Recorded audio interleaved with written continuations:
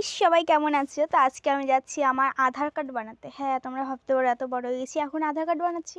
না, আমার ছোটোবেলারও আধার কার্ড আছে, কিন্তু ওটাতে আমার ফিঙ্গারপ্রিন্ট ওগুলো মিলছে না কিছু, তো অনেক ঝামেলা হচ্ছে। তো আমরা চলে আসলাম ওখানে। তো এখানে টোটোতে আমরা উঠে গেছি। এখন গপু এখানে খুব খুশি, গপুর আধার কার্ড দিয়ে আর ওদের বানাচ্ছে।